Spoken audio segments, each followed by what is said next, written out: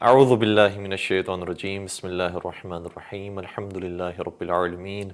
والصلاة والسلام علی اشرف الانبیاء والمرسلین وعلی اہلہ الطیبین الطاہرین المعصومین المظلومین اما بعد فقد قال اللہ تبارک وتعالی فی محکم کتابہ المجید وفرقانہ الحمید بسم اللہ الرحمن الرحیم انما یرید اللہ لیذہب عنکم الرجس اہل البیت ویطہرکم تطہیرا اللہم صل علی محمد وآل محمد وعجل فرجہم بسم اللہ الرحمن الرحیم اللہم صل علی فاطمة وابیہا وبعلہا وبنیہا والسر المستودع فیہا بعدد ما احاط به علمک۔ ناظرین کرام، آج انشاءاللہ ہم آیہ تطہیر پر کچھ عرائض آپ کی خدمت بیان کرنے کی کوشش کریں گے، لیکن آیہ تطہیر کے بارے میں یقیناً ناظرین نے بہت سارے نکات ایسے ہیں کہ جو سنے ہوئے ہیں، شان نزول سے واقف ہیں، لیکن ہماری کوشش ہوگی کہ کچھ نئے نکات کو آپ کی خدمت بیان کریں اور اسی طریقے سے محبت حضرت زہرا السلام علیہ پر گفتگو کرنے کی کوشش کریں۔ چونکہ ایام فاطمہ سے ہم بالکل نزدیک ہیں اور شہادت حضرت زہرا السلام علیہ جو 95 دن کے مطابق ہے اس سے بھی ہم قریب ہو گئے ہیں، تو دل یہ چاہتا ہے کہ آج پوری گفتگو شہزادی کے حوالے سے ہو۔ دیکھیے گا کہ آیہ تطہیر یہ بہت اہم آیت ہے قرآن کریم کی، اور اس کا جو نشان ہے وہ بھی بہت آسان ہے یاد رکھنا۔ سورہ نمبر 33 آیت نمبر 33 ارشاد ہوتا ہے کہ پہلے ازواج رسول کی بات ہو رہی تھی، یہاں تک کہ جو آیت کا آخری حصہ آیا تو اس میں ارشاد ہوا کہ انما یرید اللہ لیذہب عنکم الرجس اہل البیت ویطہرکم تطہیرا۔ سب اس کے ترجمے سے واقف ہیں کہ پروردگار کا صرف ارادہ یہ ہے کہ آپ اہل بیت سے رجس کو دور کر دیا جائے۔ اس کے شان نزول سے بھی سبھی واقف ہیں کہ پیغمبر اکرم نے ایک چادر کے حصار میں امام حسن، امام حسین، مولا متقیان اور حضرت زہرا السلام علیہ کو جب لیا اور اس چادر کو بند کر دیا، تو پنجتن پاک جب چادر تطہیر کے اندر آ گئے تو آیت یہ ارشاد فرمائی کہ انما یرید اللہ لیذہب عنکم الرجس اہل البیت۔ پروردگار کا ارادہ یہ ہے کہ صرف آپ اہل بیت سے رجس کو دور کریں، وَيُطَهِّرَكُمْ تَطْهِيرًا، اور آپ کو ایسا پاک و پاکیزہ کریں کہ جیسا پاک و پاکیزہ کرنے کا آپ کا حق ہے۔ دیکھیے گا اس کے اندر بہت ساری باتیں ہیں۔ پہلی چیز یہ ہے کہ بعض افراد یہ کہتے ہیں جو سادہ نظر سے قرآن کریم پڑھ رہے ہوتے ہیں، قرآن مجید بہرحال انسان کی ہدایت کے لیے کتاب آئی ہے، لیکن کبھی کبھار قرآن کریم کے اندر کچھ ایسی آیات آ جاتی ہیں کہ جن کو اہل علم افراد کے بغیر اگر سمجھنے کی کوشش کریں گے تو آسانی سے سمجھ میں نہیں آئے گی۔ مثال کے طور پر قرآن مجید کہتا ہے کہ ید اللہ فوق ایدیہم، اللہ کا ہاتھ سارے ہاتھوں کے اوپر ہے۔ تو پہلی نظر میں انسان یہ سمجھتا ہے کہ جیسے شاید ہو سکتا ہے کہ اللہ کا کوئی ہاتھ ہو،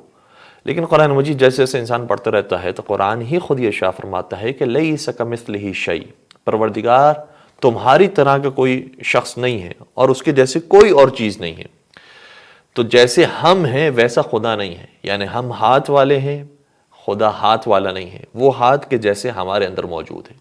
پھر اس کی تفسیر کے اندر بہرحال روایات بھی موجود ہیں اور مفسرین نے بیان بھی کیا ہے کہ یہاں پر ید اللہ سے مراد پروردگار کی طاقت اور قدرت ہے۔ اسی طریقے سے اگر ہم آیہ تطہیر کو شروع سے دیکھیں گے، ارشاد ہوتا ہے کہ وَقَرْنَ فِي بُيُوتِكُنَّ۔ اچھا، یہ آیت جو 33 نمبر کی آیت ہے، اس سے پہلے والی آیت میں ہم چلے جائیں تب بھی ازواج ہی کا ذکر آ رہا ہے، یعنی سورہ نمبر 33 آیت نمبر 32، اس میں بھی ارشاد ہو رہا ہے کہ یا نساء النبی لستن کاحد من النساء ان اتقیتن،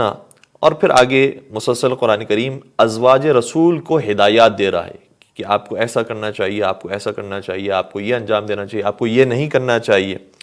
یہاں تک کہ سلسلہ چلتا چلتا یہاں تک پہنچ گیا وَأَقِمْنَ الصَّلَاةَ وَآتِينَ الزَّكَاةَ وَأَطِعْنَ اللَّهَ وَرَسُولَهُ، کہ آپ نماز قائم کریں، زکوٰۃ ادا کریں، اللہ اور رسول کی اطاعت کریں۔ پھر یہاں پر آنے کے بعد انداز قرآن کا تبدیل ہو گیا، اور اس انداز کو عرب جب پڑھیں گے تو وہ سمجھ آئیں گے کہ یہاں پر جو لہجہ ہے وہ تبدیل ہو رہا ہے۔ کیسے لہجہ تبدیل ہو رہا ہے؟ دیکھیے گا کہ آیت نمبر 32 سے لے کر آیت نمبر 33 کے آخری حصے تک یا درمیانی حصے تک جو ضمائر آ رہی ہیں وہ مسلسل مؤنث کی ضمائر ہیں کہ اے ازواج رسول آپ کو ایسا ہونا چاہیے، آپ کو ویسا ہونا چاہیے، آپ کو یہ کام نہیں کرنا چاہیے، آپ کو یہ کرنا چاہیے، مسلسل مؤنث کی ضمیریں ہیں۔ یعنی خواتین سے پروردگار مخاطب ہو رہا ہے۔ لیکن چونکہ آیے تطہیر کے جو مصداق ہیں اس میں سے زیادہ تر بیشتر مرد ہیں، اور قرآن کا اور عربی زبان کا اور تقریباً ہر زبان کا یہ دستور ہے کہ جب مرد اور عورت دونوں کو انسان مخاطب کر رہا ہوتا ہے تو مردوں کے صیغے استعمال کرتا ہے اور مردوں کی جو گرامرز ہیں وہ استعمال کی جاتی ہیں۔ تو چونکہ آیے تطہیر کے مصداق پیغمبر اکرم، مولا علی، امام حسن، امام حسین جو سب کے سب مرد ہیں وہ تھے، اور ساتھ ساتھ حضرت زہرا سلام اللہ، اس لیے پھر جب صیغہ استعمال کیا ہے اور جو گرامر کے الفاظ استعمال کیے ہیں وہ مذکر کے الفاظ ہیں۔ اور پھر دیکھیے گا کہ لفظ آنے لگا انما یرید اللہ لیذھب عنکم الرجس، عنکم یہ مذکر کا صیغہ ہے، جبکہ اس سے پہلے جو لفظ استعمال ہوا تھا یا نساء النبی لستن، لستن یہ مؤنث کا لفظ ہے۔ اسی طریقے سے ان اتقیتن مؤنث کا لفظ ہے، فلا تخضعن یہ مؤنث کا لفظ ہے، پھر آگے وقلنا مؤنث کا لفظ ہے، وقرنا مؤنث کا لفظ ہے، ولا تبرجنا مؤنث کا لفظ ہے، واقمنا مؤنث کا لفظ ہے، واتینا مؤنث کا لفظ ہے، واطعنا مؤنث کا لفظ ہے۔ تو مسلسل مؤنث کے الفاظ آتے آتے ایک مقام ایسا آ گیا کہ جہاں پر مذکر کا لفظ آیا اور ارشاد ہوا عنکم الرجس، آپ مردوں سے یا آپ جو اہل بیت ہیں جن میں سے اکثریت مردوں کی ہے، آپ سے پروردگار رجس کو دور کر رہا ہے۔ وَيُطَهِّرَكُمْ پھر دوبارہ سے جب ضمیر آئی ہے تو مذکر کی ضمیر آئی ہے، یعنی اب یہاں پر بات کسی اور کی ہو رہی ہے، ان کی بات نہیں ہو رہی کہ جن کی بات گزر چکی ہے۔ اسی لیے ہم دیکھتے ہیں روایات کے اندر بھی تو بعض علماء نے جمع کی ہیں سینکڑوں کی تعداد میں روایات جو مختلف مقادیر فکر کی کتابوں کے اندر موجود ہیں، لیکن کسی بھی روایت کے اندر حضور نے نہیں فرمایا کہ اس آیت سے مراد ازواج بھی ہیں، اس آیت سے مراد فلاں خاتون بھی ہیں، اس آیت سے مراد پنجتن پاک کے علاوہ بھی کوئی اور ہے۔ کہیں کسی ایک روایت کے اندر بھی ہمیں نہیں ملتا کہ ان 5 ہستیوں کے علاوہ، البتہ انسانوں میں ان 5 ہستیوں کے علاوہ، ورنہ خود حضرت جبرائیل علیہ السلام کو بھی اس آیت کے اندر شامل کیا گیا ہے، اور کیسے شامل نہ کیا جائے کہ معصوم کی فہرست میں معصوم ہی شامل ہو سکتا ہے، اس لیے حضرت جبرائیل علیہ السلام کو تو پنجتن پاک کے اندر شامل کیا گیا اور ملحق کیا گیا، لیکن اور کسی کو بھی اس آیت کے اندر شامل نہیں کیا گیا۔ اور پھر ہمارے پاس جو کتابیں روایات موجود ہیں اس کے اندر یہ بھی موجود ہے کہ پروردگار نے ارشاد فرمایا تھا کہ یہ کون ہے 5؟ ہم فاطمۃ و ابوہا و بعلہا و بنوہا، حضرت سیدہ کائنات ہیں، ان کے والد بزرگوار، ان کے شوہر نامدار اور ان کی پاک اولاد۔ تو پاک اولاد کے اندر ویسے تو امام حسن امام حسین تھے، اور عربی زبان میں 2 بچوں کے لیے الگ صیغہ استعمال ہوتا ہے، اور بچے اگر 3 یا 3 سے زیادہ ہوں تو ان کے لیے الگ استعمال ہوتا ہے۔ جیسے آپ نے سنا ہوگا کہ پیغمبر نے ارشاد فرمایا ابنائے حازان امامان قام او قاعدہ، تو وہاں پر تسنیہ کا استعمال ہوا ہے کہ یہ دونوں میرے بیٹے امام ہیں، چاہے یہ دونوں کھڑے ہوں چاہے دونوں بیٹھ جائیں۔ تو 2 ویسے بچے تھے چادر تطہیر کے اندر، لیکن جب لفظ استعمال کیا تو 2 کا لفظ استعمال نہیں کیا، یہاں پر 3 یا 3 سے زیادہ کا لفظ استعمال کیا، جس سے پتہ چلتا ہے کہ یہاں پر صرف اولاد سیدہ میں امام حسن اور امام حسین کی شان میں آیت تطہیر نازل نہیں ہو رہی، بلکہ پورے کے پورے 12 اماموں کی شان میں یہ آیت تطہیر نازل ہو رہی ہے۔ اسی لیے فرمایا ہم فاطمۃ و ابوہا و بعلہا و بنوہا، کہ یہاں پر جمع کا صیغہ استعمال کر کے بتایا یہاں پر 3 یا 3 سے زیادہ افراد جو اولاد سیدہ میں ہیں وہ سب کے سب آیت تطہیر کے مصداق ہیں۔ اب دیکھیے گا اس روایت کو کہ جو جناب جبرائیل کی شمولیت کے بارے میں ہے کہ وہ بھی پنجتن پاک کے اندر شامل ہیں، اور یہ روایت اہل سنت کتاب کے اندر ہی موجود ہے، ملاحظہ فرمائیے گا۔ کتاب کا نام ہے کشف الاسرار، جلد نمبر 2 صفحہ نمبر 588، اور اس کے لکھنے والے ہیں خواجہ انصاری، یا جن کو مبیدی بھی کہا جاتا ہے۔ اس کتاب کے اندر وہ یہ روایت بیان کرتے ہیں کہ یہاں پر جو مراد ہیں پنجتن پاک میں وہ حضرت جبرائیل علیہ السلام بھی ہیں۔ اس روایت کا جو حوالہ ہے وہ کشف الاسرار جلد نمبر 2 صفحہ نمبر 151 پر ہے۔ جب مباہلہ سے پیغمبر اکرم واپس آ رہے تھے، چونکہ مختلف مقامات پر پیغمبر اکرم نے یہ ارشاد فرمایا ہے، تو اس میں سے ایک مقام میدان مباہلہ سے واپسی پر بھی ہے۔ تو صاحب کتاب بھی لکھتے ہیں وَأَصْحَابُ مباہلے 5 کسبدن، یعنی جو مباہلہ والے افراد تھے وہ 5 افراد تھے۔ پھر آگے وہ بیان کرتے کرتے یہاں تک پہنچتے ہیں کہ پیغمبر نے ارشاد فرمایا اللہم ان ہؤلاء اہلی،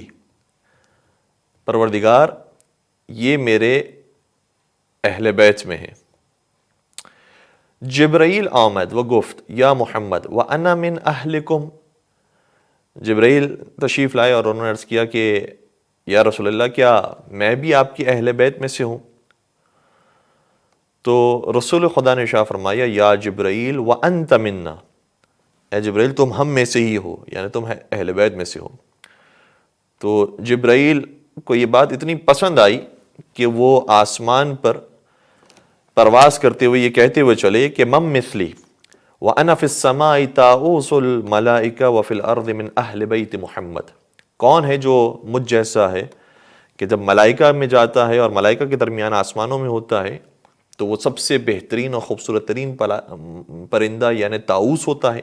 اور جب زمین پر آتا ہے تب بھی اس کا شرف یہ ہوتا ہے کہ وہ اہل بیت محمد کے اندر شامل ہوتا ہے، جن سے بڑی اور کوئی جگہ نہیں ہے۔ تو جبرائیل وہ واحد ہم کہہ سکتے ہیں مخلوق ہیں کہ جن کو انسانوں کے علاوہ شامل کیا گیا ہے پنجتن پاک کے اندر، ورنہ کوئی اور شخص نہیں ہے کہ جس کو اس خاص فہرست کے اندر شامل کیا گیا ہو، کیونکہ یہ معصومین کی فہرست ہے کہ جو تیار کی جا رہی ہے۔ جناب عائشہ سے بھی یہ روایت ہے، جناب ام سلمہ سے روایت ہے، اور بہت سارے اور اصحاب سے یہ روایت موجود ہے، لیکن ایک روایت بڑی خوبصورت ہے کہ جو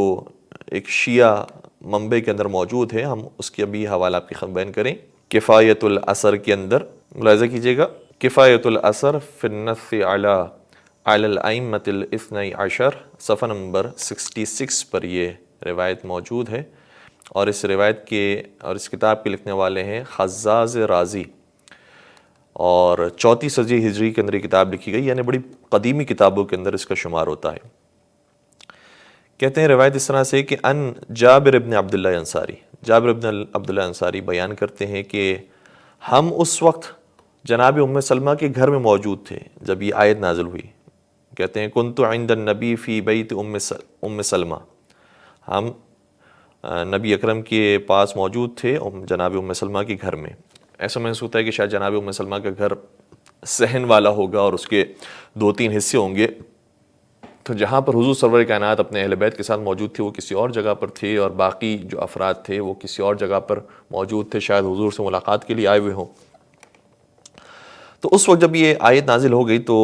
جناب ام سلمہ نے یہ عرض کیا کہ فقالت ام سلمہ وانا معهم یا رسول اللہ، جناب ام سلمہ کا مقام بہت بلند ہے، تو انہوں نے عرض کیا کہ یا رسول اللہ کیا میں بھی ان کے ساتھ شامل ہو جاؤں اور چادر تطہیر میں آ جاؤں؟ فقال لها، تو حضور صلی اللہ علیہ وسلم نے ارشاد فرمایا انکی الی خیر، اے ام سلمہ تم خیر کی طرف ہو، اور بعض روایتوں کے اندر آیا علی خیر، آپ خیر پر ہیں، یعنی خیر کی طرف ہونا یا خیر پر ہونا وہ اور ہوتا ہے، اور خود خیر ہونا وہ اور ہوتا ہے۔ تو یہ 5 ہستیاں وہ ہیں جو خود خیر ہیں، جو ان کے راستے پر آ جاتا ہے وہ پھر خیر کے راستے کی طرف آ جاتا ہے۔ تو خیر کے راستے کی طرف جانے والے اور ہیں، لیکن خود خیر ہونا وہ اور ہے۔ اس کے بعد جناب جابر بن عبداللہ انصاری عرض کرتے ہیں کہ فقلت یا رسول اللہ، میں نے عرض کیا یا رسول اللہ لقد اکرم اللہ هذه العطرة الطاہرة والذریة المبارکہ بذہاب الرجس عنہم، کہ پروردگار نے اس عطرت کو جو پاک و پاکیزہ ہے اور آپ کی مبارک اولاد کو رجس کے دور کرنے سے ایک کرامت اور شرافت بخشی ہے۔ قال یا جابر، تو حضور نے عرض کیا کہ اے جابر لأنہم عطرتی، کیونکہ یہ میری عطرت ہے، من لحمی و دمی، یہ میرے خون سے ہیں اور میرے گوشت سے ہیں، فأخی سید الاوصیاء، میرا بھائی علی یہ تمام اوصیاء کا سید و سردار ہے، وَبَنَايَا خَيْرُ الْأَسْبَاط، اور میرے جو دونوں بچے حسن و حسین ہیں وہ بہترین نواسے ہیں. وَبْنَتِي، اور جو میری بیٹی ہیں سیدۃ النسوان، وہ بہترین اور سب خواتین کی سردار ہیں. وَمِنَّ الْمَهْدِي، اور ہم ہی میں سے مہدی بھی ہیں جو ظہور فرمائیں گی اور آخری زمانے میں حکومت قائم فرمائیں گے. تو جب مہدی کا نام، امام زمانہ کا نام سنا تو جابر کہتے ہیں فقلت یا رسول اللہ، عرض کیا کہ اے اللہ کے رسول، وَمَنِ الْمَهْدِي، مہدی کون ہے؟ قال تسعۃ من صلب الحسین ائمۃ ابرار، کہا کہ امام حسین کے صلب میں جو ائمہ ابرار کا سلسلہ ہوگا اس کا نواں شخص امام مہدی کے نام سے ہوں گے. وَالتَّاسِعُ قَائِمُهُمْ، اور جو نواں ہوں گے وہ قائم ہوں گے. اور قائم کا مطلب یہ ہے کہ وہ باقاعدہ ظاہری طور پر قیام کریں گے اور دنیا میں عدل و انصاف قائم کریں گے. یملؤ الارض قسطا وعدلا، زمین میں وہ قسط اور عدل کو اور انصاف کو قائم کریں گے. کما ملئت جورا، جس طریقے سے پہلے ظلم و جور سے دنیا بھری ہوگی. یقاتل علی التأویل، اور وہ جنگ کریں گے. یہ اسی وقت بیان کر دیا گیا تھا. ہمارے یہاں کبھی کبھار مختلف تفسیریں کرنے والے لوگ آ جاتے ہیں کہ نہیں امام زمان آئیں گے وہ اس طریقے سے جنگ تھوڑی کریں گی اور اس طریقے سے تلوار. باقاعدہ لفظ استعمال ہوا ہے یقاتلو، یعنی قتال ہوگا، جنگ ہوگی. لیکن کس بات پر ہوگی؟ علی التأویل، قرآن کی تعویل پر، یعنی قرآن کی جو حقیقی معنی ہے کہ کیا مراد ہے اس سے کہ انما ولیکم اللہ ورسولہ والذین آمنوا الذین یقیمون الصلاۃ ویؤتون الزکاۃ وہم راکعون. یہاں پر نام نہیں ہے مولا علی کا، لیکن تعویل اس کی یہ ہے کہ اس سے مراد علی بن ابی طالب علیہ السلام ہے. تو امام زمانہ قرآن کی آیات کی تعویل پر جنگ کریں گے، جس طریقے سے کما قاتلت علی التنزیل، جس طریقے سے میں قرآن کی تنزیل کے بارے میں کفار سے لڑتا رہا. تو حضور جس طریقے سے قرآن کی تنزیل کے لیے لڑتے رہے،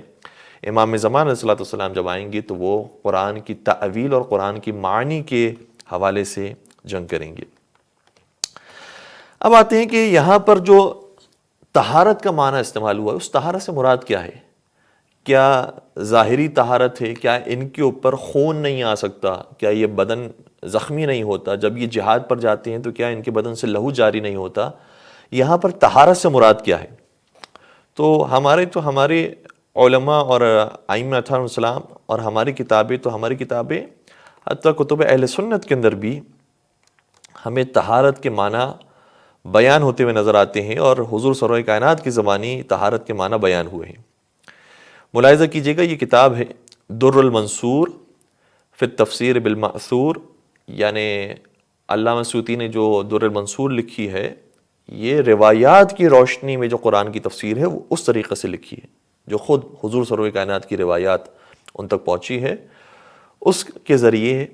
پوری تفسیر لکھی ہے. جلد نمبر 6 صفحہ نمبر 606، یاد رکھنا بہت آسان ہے. اس مقام پر یہ روایت موجود ہے. البتہ روایت کا جو آغاز ہے وہ صفحہ نمبر 605 سے ہوتا ہے، اور یہاں سے اس روایت کا آغاز ہے وَأَخْرَجَ الْحَكِيمُ وَالتِّرْمِذِي وَالطَّبَرَانِي وابن مردوی وابو نعیم والبیہقی معا فی الدلائل عن ابن عباس رضی اللہ عنہما قال قال رسول اللہ. ابن عباس سے روایت تھی کہ رسول اکرم صلی اللہ علیہ وسلم نے ارشاد فرمایا کہ ان اللہ قسم الخلق قسمین، پروردگار عالم نے انسانوں کو 2 قسموں میں تقسیم کر دیا ہے، برے انسان، اچھے انسان. تو فرماتے ہیں کہ حضور فرماتے ہیں کہ پروردگار نے میرا شمار اچھے لوگوں میں فرمایا. پھر آگے بیان فرماتے ہیں کہ اور قرآن میں ایک مقام پر خدا نے انسانوں کی 3 قسمیں کی ہیں. اصحاب الیمین ما اصحاب الیمین، بلکہ سورہ واقعہ کے اندر یہ تقسیم ہوتے ہوئے ہمیں باقاعدہ نظر آتی ہے کہ اصحاب میمنہ کا کیا کہنا، وہ تو سیدھے ہاتھ والے ہیں. پھر اصحاب جو شمال ہے وہ کتنے بدبخت ہیں کہ وہ تو جہنم میں جائیں گے. پھر تیسری تقسیم آتی ہے اور السابقون جو سبقت اختیار کرنے والے ہیں، وہ تو خدا کے نزدیک بھی سبقت اختیار کرنے والے ہیں. تو جو نیکیوں میں سبقت اختیار کرے گا وہ پروردگار کے یہاں بھی سبقت پایا ہوا شخص کے اندر ہوگا. اس میں پھر حضور سرور کائنات شاہ فرماتے ہیں کہ میرا شمار اس تیسرے گروہ میں ہے جو سبقت اختیار کرنے والوں میں ہے ہر اچھائی کے اندر. فَجَعَلَنِي فِي خَيْرِهَا ثُلْثًا، تو جو تیسرا گروہ ہے اس کے اندر پروردگار عالم نے مجھے قرار دیا ہے. یہاں تک کہ آگے بیان کرتے کرتے اس آیت کی طرف پہنچتے ہیں کہ ان اکرمکم عند اللہ اتقاکم، کہ پروردگار کے نزدیک وہی باشرف ہے کہ جو صاحب تقوی ہوگا. سورہ حجرات کی آیت نمبر 13. اور فرماتے ہیں وَأَنَا أَتْقَى وُلْدِ آدم، حضرت آدم کی اولاد میں سب سے زیادہ متقی ہوں. وَأَكْرَمُهُمْ، اور میں سب سے زیادہ کریم ہوں اور پروردگار کے نزدیک محترم ہوں. ولا فخر، لیکن اس کے باوجود مجھے کوئی غرور اور تکبر نہیں ہے. اور یہ حضور صلی اللہ علیہ کائنات کے انداز سے نظر آتا ہے کہ اگر کوئی معمولی شخص بھی، کوئی بدو عرب بھی، کوئی دیہاتی بھی حضور کے سامنے آ جاتا تھا تو اس کا ویسے ہی احترام کرتے تھے کہ جیسے ایک عام مسلمان کا، مومن کا کیا جاتا ہے. پھر ارشاد فرماتے ہیں ثم جعل القبائل بیوتا، اور پھر پروردگار عالم نے مختلف قبائل اور قوموں کے اندر انسانوں کو تقسیم کر دیا، اور مجھے جس گھر کے اندر رکھا ہے فرمایا وہ بہترین گھر ہے. اسی لیے پروردگار عالم نے ارشاد فرمایا انما یرید اللہ لیذھب عنکم الرجس اہل البیت، رسول کے جو اہل بیت ہیں ان کا مقام باقی تمام سے جدا ہے، اس لیے ان کو رجس سے دور کیا گیا. اور یہاں پر پھر معنی کرتے ہوئے حضور صلی اللہ علیہ وسلم نے فرمایا فَأَنَا وَأَهْلُ بَيْتِي مُطَهَّرُونَ مِنَ الذُّنُوبِ، تو مجھے اور میرے اہل بیت کو گناہوں سے پاک کر دیا گیا ہے. یعنی یہاں پر طہارت سے مراد یہ ہے کہ گناہ ہم سے سرزد نہیں ہو سکتا، ہم سے خطا سرزد نہیں ہو سکتی. صرف میں نہیں بلکہ جو میرے اہل بیت ہیں، صدیقہ طاہرہ بھی اگر آ جائیں خطبہ بیان کرنے کے لیے تو فدق کے سلسلے میں وہ کبھی بھی جھوٹ نہیں بول سکتی، کوئی ان میں سے جھوٹی گواہی نہیں دے سکتا، ان میں سے کبھی کوئی خیانت نہیں کر سکتا، کبھی بھی ان سے کوئی برائی اور خطا سرزد نہیں ہو سکتی. حضور نے فرمایا میں اور میرے اہل بیت برائیوں سے پاک کر دیے گئے ہیں. یہ ہے طہارت کا مطلب.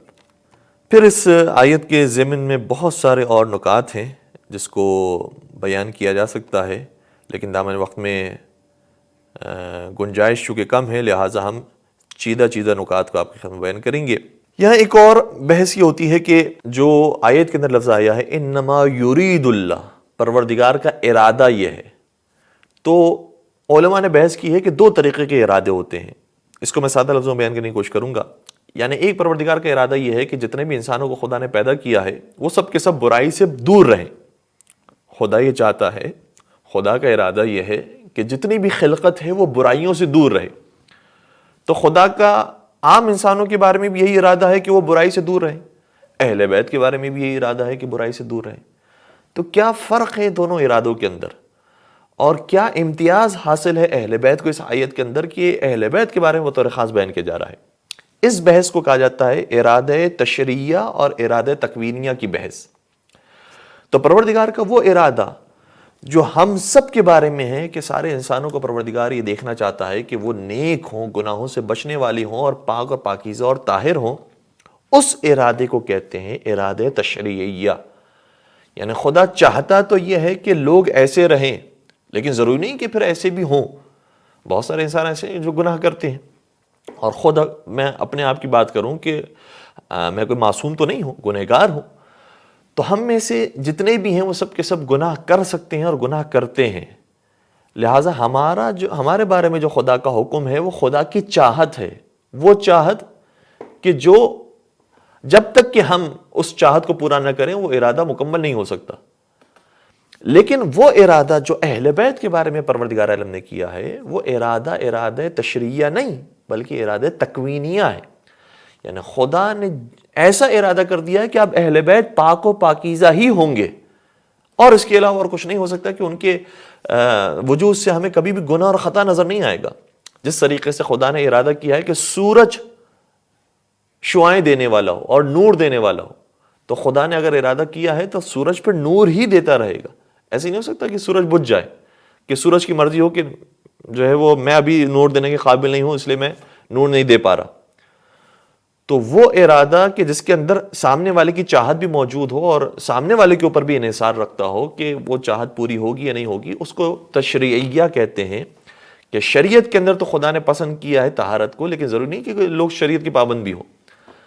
لیکن وہ ارادہ کہ جو آیت تطہیر کے اندر آیا ہے وہ شریعت کی پابندی والا نہیں ہے، بلکہ اہل بیت نے تو ویسے ہی شریعت کی پابندی ایسی کی کہ خدا کی طرف سے سند آ گئی کہ اب یہ میری طرف سے ایسے پاک و پاکیزہ ہو گئے ہیں کہ ان سے اب گناہ سرزد نہیں ہو سکتا، جیسا کہ انبیاء کرام کے بارے میں پروردگار نے فرمایا ہے کہ ان سے گناہ نہیں ہو سکتا۔ یہ سب کے سب ایسے نبی ہیں کہ جو ایمان لے کر آئے ہیں، جو عمل صالح کرنے والے ہیں، اور ان سے گناہ کا تصور نہیں ہے۔ اسی طریقے سے ملائکہ کے بارے میں یفعلون ما یؤمرون، جو حکم دیا جاتا ہے ویسے عمل کرتے ہیں، تو ملائکہ کے بارے میں پروردگار نے ارادہ کر لیا ہے کہ ان سے گناہ نہیں ہوگا، انبیاء سے بھی گناہ نہیں ہوگا۔ قرآن کے بارے میں ارادہ کر لیا ہے کہ قرآن اپنی اصلی حالت کے اندر باقی رہے گا، انا نحن نزلنا الذکر وانا لہ لحافظون۔ خدا نے قرآن کے بارے میں ارادہ کر لیا ہے کہ قرآن تحریف سے پاک رہے گا، تو تا قیامت قرآن کے اندر تحریف نہیں آ سکتی۔ ہاں ہو سکتا ہے کہ کوئی اپنی کتاب کے اندر، اپنی ذات کے اندر سمجھ رہا ہو کہ میں نے تبدیلی کر دی، لیکن اس تبدیلی کو تحریف نہیں کہتے۔ تحریف اس کو کہتے ہیں کہ وہ قرآن جو رائج ہو پوری دنیا کے اندر، وہ کبھی بھی تحریف والا قرآن رائج نہیں ہو سکتا۔ پروردگار نے قرآن کو محفوظ رکھا ہے، لہٰذا قرآن ہمیشہ تحریف سے بچا رہے گا۔ اسی طرح سے خدا نے اہل بیت کو بھی محفوظ رکھا ہے گناہوں سے، لہٰذا ہمیشہ یہ گناہ سے اور خطا سے پاک و پاکیزہ ہوں گے، اور یہ طاہر ہوں گے اور معصوم ہوں گے۔ تو جیسے قرآن کو تحریف سے پاک رکھا، اہل بیت کو گناہوں سے پاک رکھا، تو چونکہ دونوں پاک ہستیاں تھیں، لہٰذا پروردگار اللہ کے رسول نے شاہ فرمایا کہ انی تارکم فیکم الثقلین، میں تمہارے درمیان دو ہی چیزیں چھوڑ کر جا رہا ہوں، ایک اللہ کی کتاب، ایک میرے اہل بیت۔ یہ دونوں پاک و پاکیزہ ہیں، وہ تحریف سے پاک ہے اور یہ گناہوں سے پاک ہے، لہٰذا ان دونوں کے دامن کو پکڑ کے رکھنا تو تم کبھی گمراہ نہیں ہوگے۔ پھر ہمارے پاس بہت ساری روایات ہیں، بعض علماء اہل سنت نے بھی حتیٰ اس آیت کے ضمن میں جو روایات جمع کی ہیں وہ سب کی سب بتا رہی ہیں کہ صرف اس سے اہل بیت سے مراد پنجتن پاک ہیں۔ علامہ حسقانی نے شواہد التنزیل میں 130 سے زیادہ روایتیں جمع کی ہیں جس میں اہل بیت سے مراد ہمیشہ پنجتن پاک کو لیا کیا، اس میں کہیں پر بھی ازواج کا ذکر نہیں آتا۔ اور آیت اللہ جعفر مرتضی عاملی نے 564 روایات جمع کی ہیں جس میں جب بھی اہل بیت کا ذکر آیا ہے اس سے مراد پنجتن پاک ہیں، ازواج کہیں کسی ایک روایت میں بھی بیان نہیں ہوئے ہیں۔ اور سب کے سب یہ جو حوالے ہیں 564 روایات کے، وہ اہل سنت کتابوں سے ہیں۔ ہم تبرکاً آپ کی خدمت میں دو روایتیں بیان کرتے ہیں، اور صحیح ستہ کے اندر یہ روایت موجود ہے جو اہل بیت سے تمسک کرنے کے بارے میں آئی ہے۔ ملاحظہ کیجئے گا، حضور سرور کائنات نے ارشاد فرمایا انی تارک فیکم ما ان تمسکتم بہ لن تضلوا کتاب اللہ وعطرتی اہل بیتی،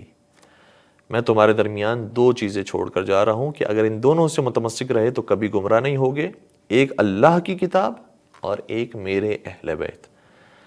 یہ روایت صحیح مسلم کے اندر موجود ہے، جلد نمبر 4 حدیث نمبر 1873، اور صحیح ترمذی کے اندر بھی موجود ہے، جلد نمبر 5 حدیث نمبر 622۔ اور علامہ طباطبائی کا بھی ہمیں اس سلسلے میں ایک قول ملتا ہے کہ فرماتے ہیں کہ میں نے ساری روایات کو تلاش کرنے کی کوشش کی کہ جو اس آیت کے ضمن میں آئی تھی کہ اہل بیت سے مراد کیا کہیں کسی روایت کے اندر ازواج کا ذکر ملتا ہے، حضور نے فرمایا کہ فلاں بھی شامل ہے، فلاں بھی شامل ہے، فلاں بھی شامل ہے۔ کہتے ہیں میں نے کسی روایت میں نہیں پایا کہ پنجتن پاک کے علاوہ حضور نے کسی اور کا نام لیا ہو، اور اگر نام لیا ہو تو صرف روایت کے اندر جبرائیل علیہ السلام کا نام ملتا ہے، اس کے علاوہ اس مقام پر کسی اور کا نام نہیں ملتا۔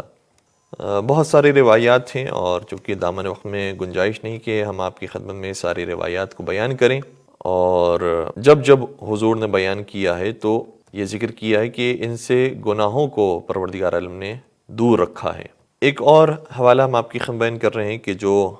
امام بخاری نے، صحیح بخاری میں تو نہیں موجود ہے لیکن امام بخاری کی ایک اور کتاب التاریخ الکبیر،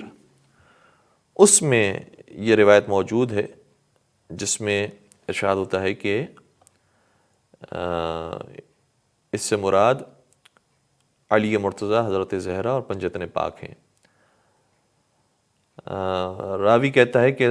صحبت النبی 9 اشہر، میں نے نبی کی صحبت اختیار کی 9 مہینے تک۔ فکان اذا اصبح،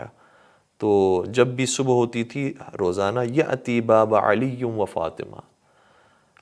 علی اور فاطمہ کے دروازے پر آتے تھے حضور سرور کائنات، فیقول السلام علیکم اہل البیت، ان کے دروازے پر آ کر کہتے تھے اے اہل بیت آپ پر سلام ہو۔ یعنی جس دروازے سے آ رہے ہوتے تھے وہاں نہیں کہتے تھے کہ آپ اہل بیت پر سلام ہو، لیکن علی اور زہرا کے دروازے پر آ کر کہتے تھے اے اہل بیت رسول آپ پر سلام ہو، اور پھر آیت کی تلاوت کرتے تھے کہ انما یرید اللہ لیذھب عنکم الرجس اہل البیت ویطہرکم تطہیرا۔ ایک اعتراض علامہ آلوسی نے کیا ہے، اس اعتراض کو ملاحظہ فرمائیے گا۔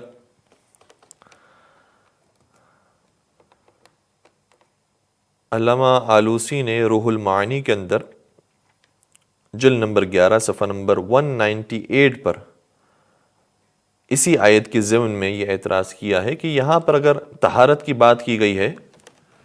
تو کوئی خاص بات نہیں ہے، کیونکہ طہارت کے بارے میں قرآن میں اور مقامات پر بھی آیتیں موجود ہیں، جیسے اصحاب بدر کے بارے میں بھی قرآن کہتا ہے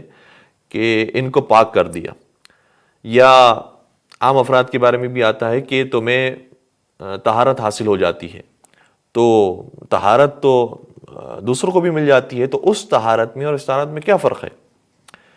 وہ فرق ہم ابھی آپ کی خدمت بیان کرتے ہیں، خود آیت کو آپ کی خدمت بیان کرتے ہیں تاکہ اندازہ ہو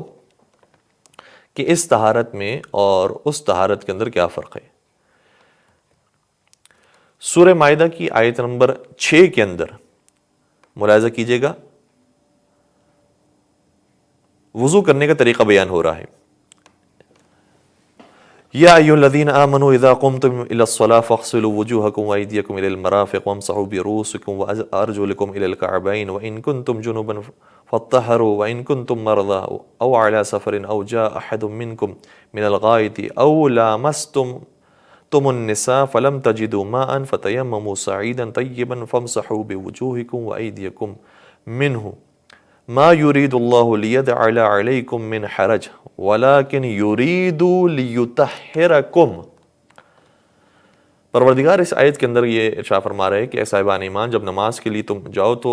وضو کرو، اور وضو کا پورا طریقہ بیان کیا۔ پھر کہا کہ اگر وضو کے لیے پانی موجود نہ ہو تو تیمم کرو، پھر تیمم کا طریقہ بیان کیا۔ پھر پروردگار ارشاد فرماتے ہیں کہ ہم تمہارے لیے آسانی چاہتے ہیں، مشکل نہیں چاہتے۔ اور پھر پروردگار قرآن میں ارشاد فرماتا ہے وَلَكِنْ يُرِيدُ لِيُطَهِّرَكُمْ، اور پروردگار یہ چاہتا ہے کہ تمہیں پاک کر دے۔ تو پروردگار عام مسلمانوں کو بھی طہارت کی نوید دے رہا ہے، اور اسی طریقے سے اہل بیت کو بھی طہارت کی نوید دی ہے، تو اس میں کوئی خاص امتیاز نہیں ہے اور کوئی خاص فضیلت کی بات نہیں ہے۔ پہلی بات تو یہ ہے کہ وہ جو آیت ہے وہ اتنی فضیلت والی آیت ہے کہ اس فضیلت کو پانے کے لیے بہت سو نے کوشش کی۔ جناب ام سلمہ نے کئی مرتبہ کوشش کی، اسی طریقے سے بعض ازواج نے اور بعض اصحاب نے سوال کیا کہ کیا ہم بھی شامل ہو جائیں، کیا ہم بھی اہل بیت کے اندر ہیں، اہل بیت میں کون کون ہیں، لیکن کہیں پر بھی پیغمبر اکرم نے پنجتن کے علاوہ کسی اور کا نام نہیں لیا۔ تو اس کا مطلب یہ کہ کوئی فضیلت والی بات تھی، اسی لیے سب پانے کی کوشش کر رہے ہیں۔ لیکن اگر مان بھی لیں کہ کوئی اس طرح کی روایت نہیں ہے اور کوئی اس طرح کی بات نہیں ہے، سادی سی آیت وہ ہے جس میں طہارت کا ذکر کیا گیا، یہاں پر بھی ایک آیت ہے جس میں طہارت کا ذکر کیا گیا ہے جو سارے مسلمانوں کے لیے ہے۔ تو غور کیجئے گا قرآن کریم کے اندر، یہاں پر جس طہارت کی بات کی جا رہی ہے وہ طہارت حاصل ہوگی یا وضو کر کے یا تیمم کر کے، اور جب وضو ٹوٹ جائے گا تو طہارت ٹوٹ جائے گی، جب تیمم ٹوٹ جائے گا طہارت ٹوٹ جائے گی۔ تو یہ طہارت وہ ہے کہ جو نماز کے لیے حاصل کی جانے والی طہارت ہے، جو وضو یا تیمم کے ذریعے حاصل ہوتی ہے۔ لیکن وہاں اہل بیت کے لیے جو طہارت کی بات کی جا رہی ہے اس میں یہ نہیں کہا جا رہا کہ جب اہل بیت وضو کریں گے تو ان کو طہارت دی جائے گی، جب تیمم کریں گے، جب غسل کریں گے تو طہارت دی جائے گی۔ کہا نہیں، اہل بیت جس حالت کے اندر بھی ہوں یہ پاک و پاکیزہ ہیں۔ تو وہ طہارت جس میں کسی اور چیز کی ضرورت نہیں ہے وہ پروردگار کی عطا کردہ طہارت ہے، جس کو عصمت کہا جاتا ہے، جو گناہوں سے پاک ہونے والی طہارت ہے۔ اور یہ طہارت جس کی بات کی جا رہی ہے یہ وہ طہارت ہے کہ جو ہم عام عرفی زبان کے اندر کہتے ہیں کہ تم طہارت سے ہو تو نماز پڑھ سکتے ہو۔ میں کہتا ہوں کہ میں طہارت سے نہیں ہوں، پہلے میں وضو کر کے آ جاؤں گا پھر میں نماز پڑھوں گا، تو وہ طہارت جو وضو کے ذریعے حاصل ہو یا غسل کے ذریعے حاصل ہو یا تیمم کے ذریعے حاصل ہو، جو وقتی طہارت ہو جس سے صرف نماز پڑھی جا سکتی ہے، وہ طہارت اور ہے۔ اور وہ طہارت جو ہر وقت اہل بیت کو حاصل رہے اور جو کبھی ٹوٹنے والی نہ ہو اور جو ہر چیز کے لیے طہارت ہو، وہ طہارت پروردگار کی طرف سے صرف اہل بیت ہی کو عطا ہوئی ہے۔ تو دونوں طہارتوں کے اندر فرق ہے۔ جو علامہ آلوسی نے صرف لفظ طہارت نکال کر یہ سمجھ لیا کہ یہ طہارت تو دوسری جگہ پر بھی موجود ہے، صرف لفظ طہارت سے ہمیں کام نہیں ہے، پورے سیاق و سباق کو دیکھیں تو پتہ چلے گا وہ طہارت اور ہے، اور یہ طہارت جو وقتی طہارت ہے اور بعض چیزوں سے حاصل ہوتی ہے وہ اور ہے۔ اسی طریقے سے قرآن کریم کی ایک اور آیت ہے جو اصحاب بدر کے بارے میں آئی، سورہ انفال کی آیت نمبر 11 ہے، جس میں ارشاد ہوتا ہے کہ اذ یغشیکم النعاس امنۃ منہ وینزل علیکم من السماء ماء لیطہرکم بہ۔ ملاحظہ کیجئے گا اس آیت کو کہ پروردگار ارشاد فرماتا ہے کہ اصحاب بدر پر ہم نے نیند کو طاری کر دیا تاکہ وہ سکون سے آرام کریں، اور پروردگار نے آسمان سے بارش برسائی لیطہرکم بہ، تاکہ اس بارش کے ذریعے تمہیں طہارت دے۔ تو صحیح ہے، لفظ طہارت تو یہاں پر موجود ہے، وہاں پر بھی یطہرہ ہوئی، یہاں پر بھی یطہرہ، لیکن وہ طہارت جو آسمان سے پانی برسنے کی وجہ سے حاصل ہو وہ اور ہے، اور وہ طہارت جو بغیر کسی وسیلے کے خدا کی جانب سے عطا کردہ ہو وہ اور ہے۔ تو یہاں پر اس آیت کے اندر جو اصحاب بدر کی طہارت کا ذکر کیا گیا ہے وہ ویسی طہارت ہے کہ جیسے ہم پانی کے نیچے کھڑے ہو جاتے ہیں تو ہمیں آلودگیوں سے طہارت حاصل ہو جاتی ہے، جو ظاہری جسمانی ہمارے اوپر گندگی لگی ہوتی ہے وہ صاف ہو جاتی ہے، یہ اس طہارت کی بات کی جا رہی ہے۔ اور پھر آگے ارشاد ہوتا ہے وَيُذْهِبْ عَنْكُمْ رِجْسَ الشَّيْطَانِ، اور تم سے جو شیطان کے حربے تھے ان کو دور کر دیا۔ تو یہاں پر رجز کا لفظ ہے، وہاں رجز کا لفظ ہے، وہ سین سے ہے، یہ زے سے ہے، تو دونوں رجز کے اندر بھی فرق ہے۔ وہ رجز جو سین سے لکھا جاتا ہے اس کا مطلب گناہ سے پاک کر دیا گیا ہے، جو ناپاکی اور جو آلودگیاں اور جو خطائیں اور جو گناہ اور جو برائیاں ہیں ان سے آپ کو دور کر دیا گیا ہے۔ اور یہ رجز جو استعمال ہوا ہے اس کا مطلب شیطان کے حربوں سے دور کر دیا گیا ہے۔ تو دونوں کے درمیان فرق ہے، اور وہ طہارت جو اہل بیت علیہم السلام کو حاصل ہوئی ہے وہ اور ہے، اور وہ طہارت کے جو اصحاب بدر کو حاصل ہوئی ہے وہ اور ہے۔ اس کے علاوہ ہمارے پاس رجز کے بارے میں اور اہل بیت کو جو حصار مل گیا اس کے بارے میں متفقن علیہ روایات موجود ہے کہ بار بار کوشش کی جناب ام سلمہ نے اور دیگر افراد نے کہ وہ اہل بیت میں شامل ہوں، لیکن پیغمبر نے کسی طریقے سے معذرت کر لی اور انکار کیا۔ اور پھر دوسرا پیغمبر کا کام کہ جو حصار کھینچا ہے اس سے پتہ چلتا ہے کہ یہی افراد وہ ہیں کہ جو اہل بیت میں ہیں، اور ان کے علاوہ اور کوئی اہل بیت رسول میں سے نہیں۔ اور ہمیں آگے جا کر ایک امام حسین علیہ السلام کا واقعہ بھی ملتا ہے جو مختلف کتاب کے اندر موجود ہے۔ ہم آپ کی خدمت میں کتاب الفتوح ابن عاصم کوفی کی کتاب جلد نمبر 5 صفحہ نمبر 17 سے پیش کر رہے ہیں۔ جب امام حسین کو بیعت کے لیے بلایا گیا اور امام نے انکار کیا، باہر تشریف لے آئے، پھر اگلے دن مروان راستے میں ملا اور کہا کہ میں تو آپ کی خیر خواہی کی بات کر رہا ہوں، آپ یزید کی بیعت کر لیجئے۔ اس وقت امام حسین علیہ السلام نے جلال کے عالم میں شاہ فرمایا وَيْلَكَ يَا مروان، اے مروان تجھ پر افسوس ہو، اِلَيْكَ عَنِّي، تو مجھ سے دور ہو جا، فَإِنَّكَ رِجْسٌ، تو رجس ہے،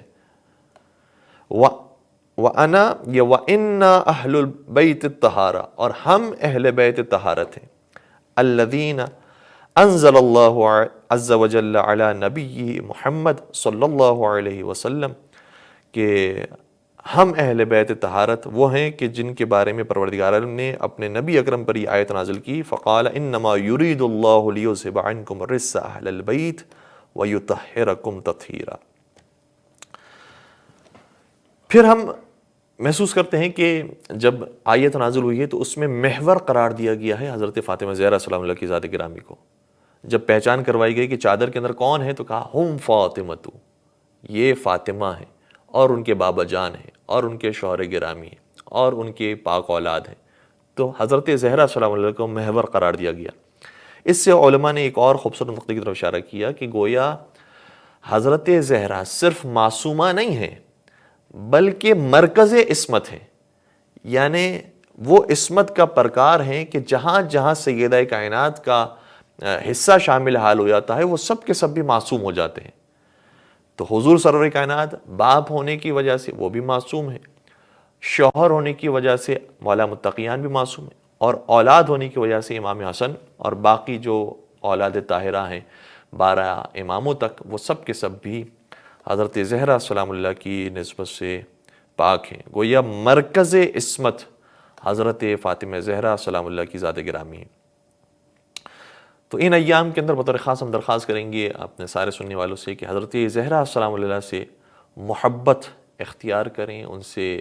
عقیدت اختیار کریں. اور یہ جو ہم آیت پڑھتے رہتے ہیں کہ قُلْ لَا أَسْأَلُكُمْ عَلَيْهِ أَجْرًا إِلَّا الْمَوَدَّةَ فِي الْقُرْبَى، بعض کہتے ہیں کہ ہم تو ویسی مودت رکھتے ہیں،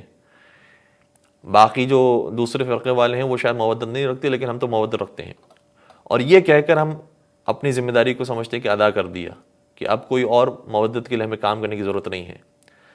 جبکہ شاید ہم مودت کی کم ترین ابھی مقدار ادا کر رہے ہیں. حقیقی مودت یہ ہے کہ جیسے ہمیں کبھی اپنی کوئی ذاتی کام ہو جانے پر خوشی ملتی ہے، ویسے اہل بیت کی خوشی میں خوشی ملے، اور جیسے اپنا ذاتی نقصان ہونے میں غم محسوس ہوتا ہے ویسے اہل بیت کا نقصان ہونے میں غم محسوس ہو. اگر میں آپ کے سامنے مثال پیش کروں، میرے سامنے لیپ ٹاپ موجود ہے، خدا نخواستہ لیپ ٹاپ ہاتھوں سے گر جائے، ٹوٹ جائے، تو جتنا غم محسوس کرتے ہیں اب اپنے نقصان کے اوپر، یہ ایام فاطمیہ ہے. سیدہ زہرا کی پسلیاں ٹوٹنے کے ایام ہیں، سیدہ زہرا کا پہلو ٹوٹنے کا ایام ہے، سیدہ زہرا کے گوشوارے ٹوٹنے کے ایام ہیں. لہٰذا تکلیف ہمیں اس سے زیادہ، اور ویسے ہی ہمیں ہونی چاہیے کہ جیسے اپنے ذاتی نقصان میں، بلکہ اس سے زیادہ تکلیف ہمیں اہل بیت کے نقصان پر ہونی چاہیے، تاکہ ہم اجر رسالت کو ادا کر سکیں. اجر رسالت صرف یہ نہیں ہے کہ ہم ایام فاطمہ کی کسی ایک مجلس میں شریک ہو جائیں، بھرپور طریقے سے ایام فاطمہ کو منانا، سیاہ لباس پہننا. ان ایام کے اندر بطور خاص اگر اپنی بیٹیوں کے نام فاطمہ ہیں، اپنی بیوی کے نام، اپنی والدہ کا نام، اپنی بہنوں کے نام فاطمہ ہے، تو زیادہ محبت سے پیش آنا، اور نام فاطمہ کے اوپر جتنا ہم جھک سکتے ہیں اتنا جھکنے کی کوشش کرنا. ظاہر روایت کے اندر ہے کہ امام صادق کے سامنے جب شہزادی کا نام لیا جاتا تھا تو اتنا جھکتے تھے کہ زمین سے قریب ہو جایا کرتے تھے. اسی طریقے سے امام باقر علیہ السلام بیماری کے عالم میں یا فاطمہ کہا کرتے تھے. پھر امام صادق کے بارے میں ملتا ہے کہ ایک شہزادی کی چاہنے والی، اس کے اوپر پریشانی آئی تو مسجد سہلا میں جا کر اپنی دادی کی جو چاہنے والی تھی اس کے لیے دعا فرمائی. تو جناب سیدہ سے محبت اگر ہم کریں گے تو پھر ساری ہستیوں کی محبت ہمارے لیے آ جائے گی. پھر حضور بھی ہم سے محبت کریں گے، اہل بیت بھی ہم سے محبت کریں گی، کیونکہ یہ بیوی وہ ہیں کہ جو ابیہا بھی ہیں اور الائمہ بھی ہیں، اپنی باپ کی بھی ماں ہیں اور ویسے ہی اماموں کی تو ماں ہیں، اور پھر اپنے شوہر کے لیے بہترین مددگار ہیں. وہ جو کل کا مددگار ہے اس کے لیے مددگار حضرت فاطمہ زہرا ہیں، کیونکہ مولا متقیان نے ارشاد فرمایا تھا نعم العون علی طاعت اللہ، اللہ کی اطاعت کرنے کے لیے بہترین مددگار حضرت فاطمہ زہرا سلام اللہ علیہا ہیں. تو حضرت فاطمہ زہرا کے ایام کو بھرپور طریقے سے منائیں تاکہ تمام ہی پاک ہستیوں کی اور پروردگار کی خاص نظر کرم ہمارے شامل ہو سکے. والسلام علیکم ورحمۃ اللہ وبرکاتہ.